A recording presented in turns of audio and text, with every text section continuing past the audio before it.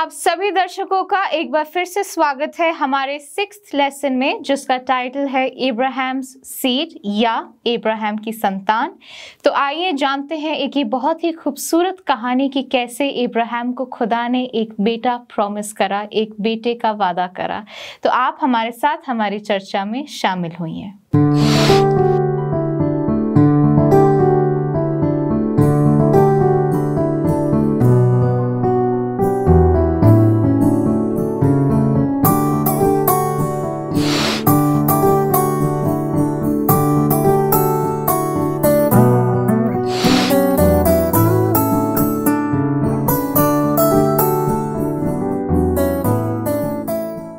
इससे पहले हम जाएं इस चर्चा को शुरू करें, एक बाइबल में से हम आयत पढ़ेंगे और मोंटू हमारे सामने पढ़ेंगे।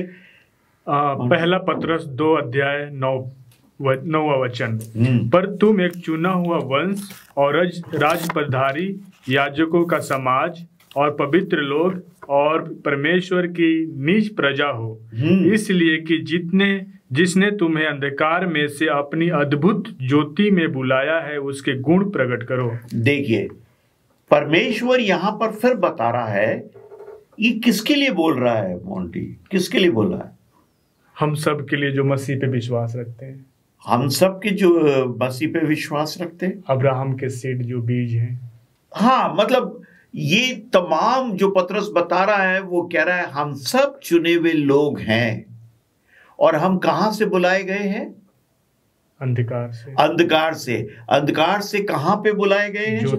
ज्योति में, रोशनी में बुलाए गए हैं। ठीक है कि नहीं? और आगे पढ़िए, और क्या कह रहा है वो? और उसकी गुण प्रकट करो। और उसके गुण प्रकट, किसके गुण प्रकट करो? मसीह के गुण प्रकट करो। अब मैं किसी को चाकू मारता रहूं, किसी को झूठ बोलूं, किसी की चोरी करूं, तो क्या ये मसीह के गुण प्रकट कर रहा हूं?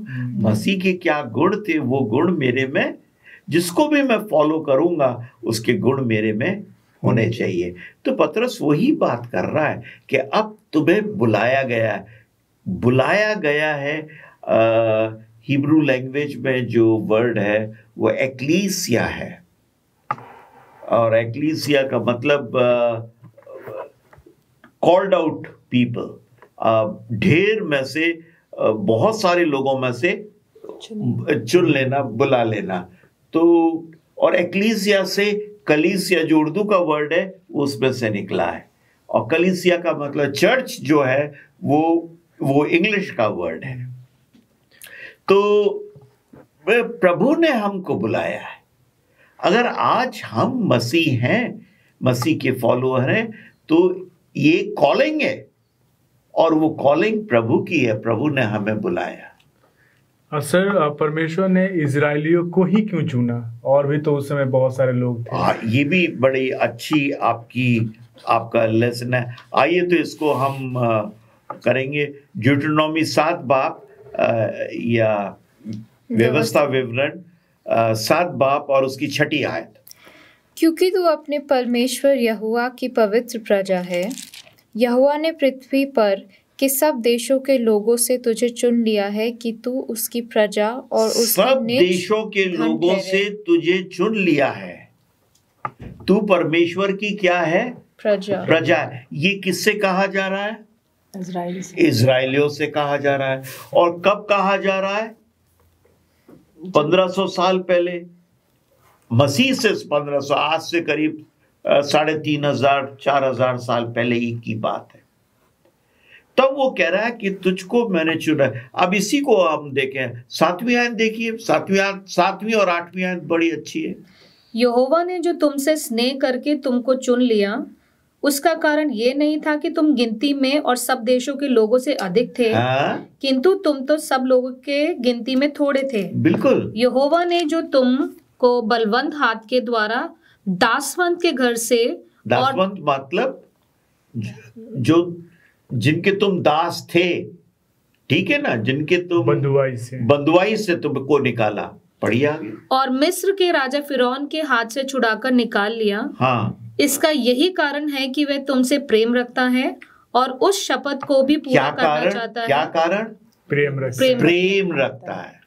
कि वो तुमसे प्यार करता है, मोहब्बत करता है, इसलिए तुमको चुना है, इसलिए तुमको वो फेरो के उसमें से निकाल के लेकर आया है, फेरो की गुलामी में से निकाल के लेकर आया है। और आगे क्या खत्म कर रहा है वो? और इस शपथ को भी पूरा करना चाहता है जो उसने तुम्हारे पूर्वजों से खाई थी। पूर्वजों से खाई थी। तो पूर्वज कौन थे? इब्राहिम की नहीं, नूह नहीं, इब्राहिम से चला है। देखिए, नूह को उसने चुना, नूह के बाद तो फिर पाप आ गया, और फिर उनमें से फिर इब्राहिम को चुना, और अब प्रॉमिस जो किया वो किसको किया था? इब्राहिम को किया था कि तेरे सीड में से, तेरी बीज में से मैं एक बहुत बड़ी समुद्र की रेत की तरह, आसमान के तारों की तरह मैं तेरी संतान को बढ़ा दूंगा। सर, एक सवाल है कि यहाँ पे हमने पढ़ा कि परमेश्वर प्रेम करता है। हाँ। अगर परमेश्वर प्रेम करता है तो जो भी उसने वाचा बांधी, जो भी उसने प्रॉमिस किया, उसके साथ कंडीशन क्यों दिया, शर्त क्यों दिया कि तुम ऐसा करोगे तो ऐसा है होगा? देखिए, प्रेम के अंदर ये थोड़ी ना होता है कि आप चाहे जैसा करे हो मैं आपके साथ प्रेम करूंगा। देयर आर म्यूचुअल रिस्पॉन्सिबिलिटीज होती हैं। मैं आपसे प्रेम करता हूं, आपने मुझे थप्पड़ मारा, मैं कहूं मैं आपसे प्रेम करता हूं, आपने फिर थप्पड़ मार दिया, मैं आपसे कहता हूं आपके एक दफे, तो फिर अगर मैं रिटेलिएट नहीं करूंगा तो आपको छोड़ दूंगा। तो सर, ये अनकंडीशनल लव कहाँ हुआ फिर? नहीं, अनकंडीशनल क्यों नहीं हुआ आप बताइए। इजराइलाइट बराबर से परमेश्वर को तर्क करते रहे, वो दूसरी देवी देवताओं के पास जाते रहे, उनकी वो पूजा करते रहे। परमेश्वर बार बार उनको एज अ वुमन, मैं चाहूंगा अगर आप पढ़ें एस्केल 16 बाप 8वीं आयत। मैंने फिर तेरे पास से होकर जाते हुए तुझे देखा, और अब तू पूरी स्त्री हो गई थी, इसलिए मैंने तुझे अपना वस्त्र उड़ाकर तेरा तन ढांप दिया। तू पूरी स्त्री हो गई थी, किससे कह रहा है? इजराइल से। उसको औरत का वो मानकर एग्जाम्पल, उदाहरण देकर कि मैंने अपना वस्त्र उड़ाने का मतलब है धार्मिकता का वस्त्र उड़ा दिया। हाँ, मैंने वस्त्र उड़ाने का मतलब मैंने I have accepted you as my wife. ठीक है, आगे पढ़िए। और सौगंध खाकर तुझसे वाचा बांधी, और तू मेरी हो गई, प्रभु यहोवा की यही वाणी है। तो परमेश्वर ने बार बार एक ही उन लोगों को पकड़ा, उनको बुलाया, अपने नबियों को भेजा, सब कुछ किया ताकि वो उसके प्रति वफादार रह सके, लेकिन वो नहीं रहे, बिल्कुल नहीं रहे, बार बार वो धर्म त्याग करते रहे। तो हम एक ब्रेक लेंगे और ब्रेक के बाद वापस लौटेंगे। दर्शकों, हमारे साथ बने रहिए। एक बार फिर से आपका स्वागत है दर्शकों। आइए हम अपनी चर्चा को जारी रखते हैं और आप इसका हिस्सा बनिए। एक आयत हम पढ़ेंगे, जेनेसिस उत्पत्ति 35 बाप और उसकी 12वीं आयत। और जो देश मैंने अब्राहम और इसहाक को दिया है, वही देश तुझे देता हूँ। हाँ। और तेरे पीछे तेरे वंश को भी दूंगा। देखिए, ये वायदा है कि जो देश मैंने इब्राहिम और इसाक को दिया, ये मुल्क कनान की बात हो रही है, वो मैं तुम्हें भी देता हूं, क्योंकि तुम किसके वंश हो? इब्राहिम के, उसके वंश हो। अब एक आयत और देखिए आप, ये व्यवस्था विवरण 28 बाब 1 आयत। यदि तू अपने परमेश्वर यहोवा की सब आज्ञाएं जो मैं तुझे आज सुनाता हूँ चौकसी से पूरी करने को चित्त लगाकर उसकी सुने, तो वह तुझे पृथ्वी की सब जातियों में श्रेष्ठ करेगा। देखिए, ये अगेन एक वचन है, एक प्रॉमिस है कि यदि तू पूरी अपनी कोशिश से मेरे हुक्मों को मानेगा तो पृथ्वी के सारे लोगों में तू क्या होगा? सर्वश्रेष्ठ होगा। ये किससे बात हो रही है? इजराइल से हो रही है। एक लैंड देने की बात हो रही है कि मैं तुझको ये मुल्क कनान, ये तमाम जमीन जो तेरे बाप दादाओं को मैंने प्रॉमिस करी वो मैं दूंगा। अब 15वीं भी देखिए आप।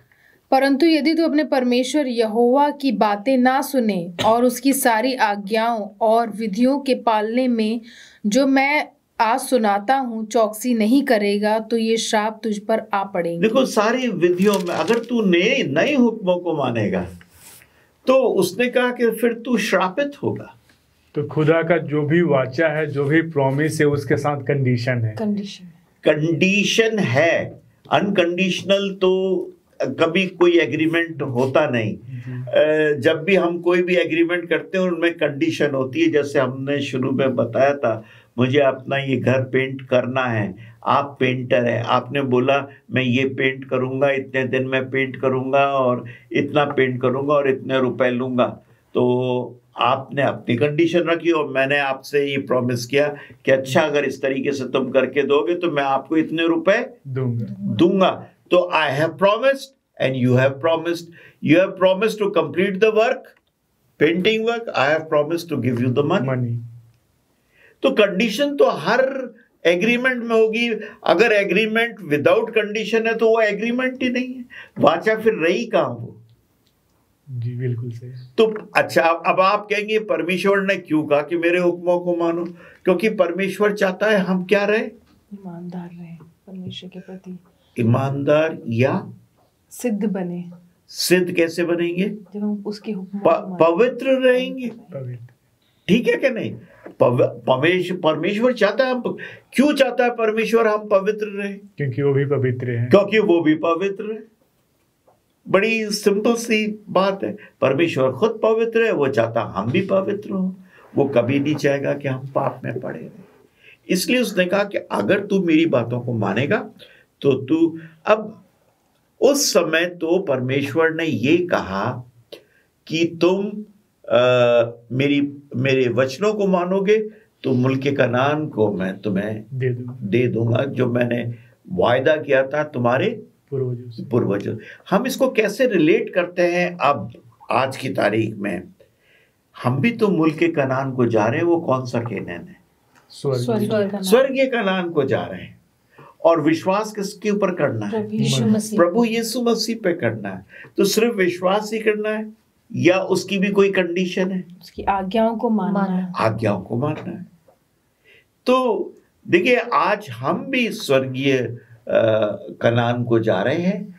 प्रभु यीशु मसीह हमारा लीडर है या उसका वायदा है। उसने कहा है मैं वापस लौट के आऊंगा ताकि जहां मैं हूं वहां तुम भी रह सको। तो उस वादे के ऊपर विश्वास करते हुए हमें आगे बढ़ना है। मेरे एक क्वेश्चन है। जी हाँ। बहुत से लोग, ये विश्वासी लोग ये कहते हैं कि हम सिर्फ अब यीशु मसीह में भरोसा रखते हैं और अबे हम आज्ञा पालन करने की जरूरत नहीं है, हमें प्रभु वैसे ही स्वर्ग पहुंचा देगा। सुनिए, आज्ञा पालन करने की मेरे को आप ये बताइए, आज्ञा पालन के बगैर तो आप, मैं सोचता हूँ, ह्यूमन बीइंग नहीं रहेंगे ना। सर अभी हमने पढ़ा कि आज्ञा पालन करना हमारे विश्वास को सिद्ध बनाता है। सिद्ध बनाता है। नहीं, वो भी छोड़िए। आप आप खून करना चाहते हैं क्या? आप चोरी करना चाहते हैं क्या? आप माँ बाप की बेइज्जती करना चाहते हैं क्या? आप झूठ बोलना चाहते हैं क्या? आज्ञा पालन क्या है? जो प्यार से निकल कर आती है भाई, यही तो आज्ञा पालन। अगर वो ये कह रहे हैं हम विश्वास करते हैं मसीह में और आज्ञा पालन नहीं करेंगे तो फिर क्या आप क्या बनोगे? तो स्टेट गवर्नमेंट ही आपको उठाकर अंदर कर देगी, बोले जेल में पड़े रहो। अगर एक भी खून कर दिया तो, या एक भी चोरी करी तो अंदर चले जाओगे, हैं? तो ये तो मॉरल लॉज हैं। अगर कोई ये कहता है कि आज्ञा पालन जरूरी नहीं है तो मैं सोचता हूं वो बेवकूफ इंसान है। और जो यीशु मसीह पे विश्वास रखता है वो उसकी ऑटोमेटिकली आज्ञा मानता है। वो उसकी आज्ञा मानता है। लेकिन आप जहां फेल हो जाते हैं, रोजमर्रा की जिंदगी में हम फेल हो जाते हैं, हम उसकी आज्ञा को इतना नहीं मान सकते, कभी झूठ भी बोल देते हैं, कभी और भी कर देते हैं, तो हम प्रभु यीशु मसीह में माफी चाहते हैं, माफी मांगते हैं और वो हमें माफ करता है। मैं चाहूंगा आप पढ़ें यिर्मयाह 11 बाब उसकी 8वीं आयत। परंतु उन्होंने ना सुनी और ना मेरी बातों पर कान लगाया, किंतु अपने अपने बुरे मन के हट पर चलते रहे। हाँ, इसीलिए मैंने उनके विषय में इस वाचा की सब बातों को पूर्ण किया, हाँ। जिसके मानने की मैंने उन्हें आज्ञा दी थी और उन्होंने ना मानी। तो मतलब उन्होंने, परमेश्वर ने आज्ञा दी लेकिन उन्होंने नहीं मानी, और नहीं मानी। तो अब आप अगर एग्जाम्पल लें बाइबल में, तो नूह को परमेश्वर ने बोला तू कश्ती बना। उस समय बोला जब आसमान से कभी बारिश नहीं बरसती थी। नूह का विश्वास था कि परमेश्वर ने कहा है तो जरूर दुनिया को बर्बाद करेगा। अगर नूह भी नहीं मानता और नई कश्ती बनाता तो क्या होता? तो वो भी खत्म हो जाता। तो वो भी उस दुनिया के साथ खत्म हो जाता जो नूह से पहले की थी। लेकिन उसने उसके विश्वास को एक्ट से दिखाया। बिल्कुल, अपने एक्ट से दिखाया। उसने वो कश्ती बनाई, सो दैट विश्वास था और उसका काम था, तो वो सबके सब क्या थे? बचाए गए। तो हम यहाँ देखते हैं कि और ये जो कवेनेंट इज़राइल के साथ किया प्रभु ने, और एग्रीमेंट जो किया, वो एग्रीमेंट बहुत वैलिड था कि तुम हुक्मों को मानो और मैं तुम्हारा परमेश्वर होऊंगा। सर एक चीज में और इसमें एक छोटा सा ब्रेक ले लें और उसके बाद लौटते हैं। तो दर्शकों, एक छोटे से ब्रेक के बाद वापस लौटते, आप हमारे साथ बने रहिए। एक बार फिर से आपका स्वागत है दर्शकों। आइए हमारी चर्चा का आप हिस्सा बनिए। तो आप कुछ कह रही थी जी। जब हम देख रहे हैं कि जैसे परमेश्वर ने उस प्रॉमिस में उनको हिस्सेदारी दी थी कि अगर तुम मेरी आज्ञाओं का पालन करोगे तो मैं उसकी आशीषें दूंगा, लेकिन हम देखते हैं कि परमेश्वर यहाँ पे बोल रहा है कि तुम अपने हठी मन के कारण तुम लोगों ने मेरी बात नहीं मानी। हाँ। तो अब जैसे उस वाचा पत्र में था कि इस वाचा पत्र के हिसाब से ये आशीषें तुम्हें मिलेंगी, और अगर इसकी अगर तुम पालन नहीं करोगे तो इसके श्राप तुम्हें मिलेंगे। तो इजरायली, अगर हम आगे देखें तो इजरायलियों ने परमेश्वर की आज्ञा का पालन नहीं किया और श्राप उनके ऊपर आए। उनके ऊपर श्राप आए तो क्या परमेश्वर श्राप भी देता है? बिल्कुल, क्योंकि परमेश्वर ने आज्ञा आशीष के साथ साथ उसकी आज्ञा पालन की श्राप भी दिए थे। देखिए, मैं सोचता ऐसा नहीं है, ये हमारे सोचने का तरीका है कि परमेश्वर श्राप देता। नहीं, परमेश्वर इतना जरूर करता। परमेश्वर ने कहा ये घेराबंदी है, ये मेरा गढ़ है, तुम जब तक गढ़ में रहोगे तुम सेफ हो। इस गढ़ से बाहर आ गए तो तुम अनसेफ हो। तुम्हें शेर खा जाएगा, चीता खा जाएगा, और कोई जानवर खा जाएगा, सांप बिच्छू काट खाएगा। तो अगर हम उस गढ़ से, उसने हमें जो हुक्म दिए वो हमारे गढ़ हैं, हमारे चारों ओर क्या है? एक पनाह है। अगर मैं उसके बाहर जाता हूं, अगर मैं किसी का खून कर रहा हूं, तो नेचुरली मैं कहाँ जाऊंगा? जेल में लैंड करूंगा या कोई दूसरा मेरा खून कर देगा। तो परमेश्वर श्राप नहीं देता, देखें, लेकिन he allows, once you are not listening him, अगर आप उसको ओबे नहीं कर रहे हैं तो वो फिर अलाउ कर देता है। जैसे एडम और ईव ने अपना प्रॉमिस तोड़ा तो उसका कॉन्सिक्वेंस उन्हें जीना पड़ा। पाप का परिणाम कह सकते हैं। पाप का परिणाम भी कह लीजिए, और बिल्कुल वो कॉन्सिक्वेंस परिणाम ही हुआ। ठीक है कि नहीं? तो इस चीज को ध्यान रखें, कभी श्रापित नहीं करता परमेश्वर, लेकिन फिर वो अपने आप को हटा लेता है, दूर हो जाता है, और फिर जो कॉन्सिक्वेंसेस हैं पाप के वो हमें। मैं एक आयत पढ़ना चाहती हूँ, यिर्मयाह 11 का उसका 11 इस प्रकार कहता है, इसलिए यहोवा यूं कहता है, देख मैं इन पर ऐसी विपत्ति डालने पर हूँ जिससे ये ना बच सकेंगे, और चाहे ये मेरी दुहाई भी दे तो भी इनकी ना सुनूंगा। हाँ, तो ये तो उनको वो घेर के वापस लेके आता था। जैसे एक बच्चे को हम कहते हैं कि ये सॉकेट में उंगली मत डालो, करंट लग जाएगा। वो फिर जाता है, 3 साल का बच्चा फिर उंगली डालता है, फिर आप उसे मना करते हो, फिर उंगली डालता है, फिर आप उसे मना करते हो, अल्टीमेटली एक थप्पड़ मारते हो उसको कि मना किया है ना कि मत इस सॉकेट के अंदर उंगली डाल। तो परमेश्वर भी उसी तरीके से यहाँ कह रहा है, उनको वापस लेके आना मांगता है, उनको घेर के आना मांगता है। जब गरड़िया चल रहा होता है, उसकी भेड़ कहीं और जाती है, तो उसको एक डंडा लगा के उसको वापस ग्रुप के अंदर लेकर आता है। ठीक है कि नहीं? तो आइए हम आगे बढ़े इसमें, क्योंकि हम इसे खत्म करना मांगते हैं।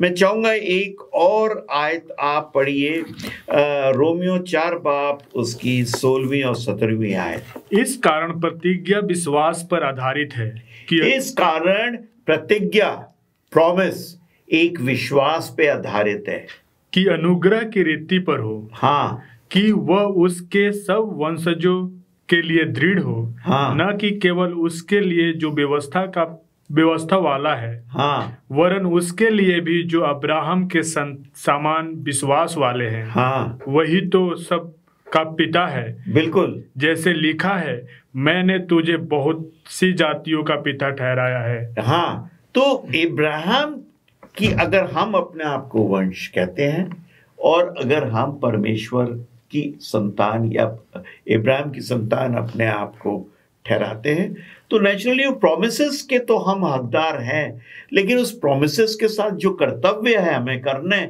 वो करने। एक आयत और देखिए आप, गलतियों 3 बाब 26 से 29 आयत। क्योंकि तुम सब उस विश्वास के द्वारा जो मसीह यीशु पर है परमेश्वर की संतान हो, और तुम क्या में से उस विश्वास के द्वारा जो मसीह यीशु में है परमेश्वर की संतान हो। किसकी संतान हो? परमेश्वर की। अब इब्राहिम की बात नहीं हो रही, अब डायरेक्ट परमेश्वर की हो रही है। सही है, परमेश्वर की संतान हो। आगे, और तुम में से जितनों ने मसीह में बपतिस्मा लिया है, हाँ, उन्होंने मसीह को पहन लिया है। हाँ, अब ना कोई यहूदी रहा, ना यूनानी, ना कोई दास, ना स्वतंत्र, ना कोई नर, ना नारी। अब देखिए, यहूदी यहीं पर ही कहते हैं, ना कोई यहूदी रहा। यहूदी कहते थे हम चुनी हुई कौम है, हम परमेश्वर के लोग हैं। यूनानी मतलब गैर कौम, गैर कौम जेंटाइल्स, अन्य जाति। आप और मैं, हम सब क्या हैं? जेंटाइल्स हैं, अन्य जाति हैं। हम यहूदी नहीं हैं। इब्राहिम कौन था? यहूदी था। ठीक है, मसीह यहूदियों में से आया। अब अगर हमने मसीह के नाम से बपतिस्मा ले लिया, वो जो कह रहा है, तो हम भी क्या हो गए?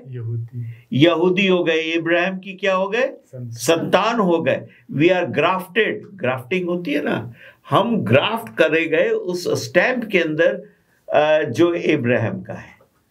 सर, लेकिन बहुत सारे लोग ये कहते हैं आज्ञा पालन के लिए कि उनसे बचना पड़े, तो कहते हैं कि हम यहूदी नहीं है इसलिए हम सब्बत नहीं मानते, हम यहूदी नहीं है इसलिए हम प्रभु यीशु मसीह को की आज्ञाओं को नहीं मानते। देखिए, कम नॉलेज जब होती है तो लोग बाग इस तरीके के बहाने बना देते हैं, लेकिन अगर आपको पूरा प्रकाश मिला हुआ है तो मैं नहीं सोचता कि इस तरीके की बात होगी। हम आगे चलें, आगे पढ़ेंगे आप इसी में। और यदि तुम मसीह के हो तो इब्राहिम के वंश और प्रतिज्ञा के अनुसार वारिस भी हो। वारिस भी हो। आगे, वारिस किस चीज के? मुल्क कनान के, प्रॉमिस कि मुल्क कनान मिलेगा। आज हम वारिस किसके हैं? स्वर्गीय कनान के। वो प्रॉमिस किसका है?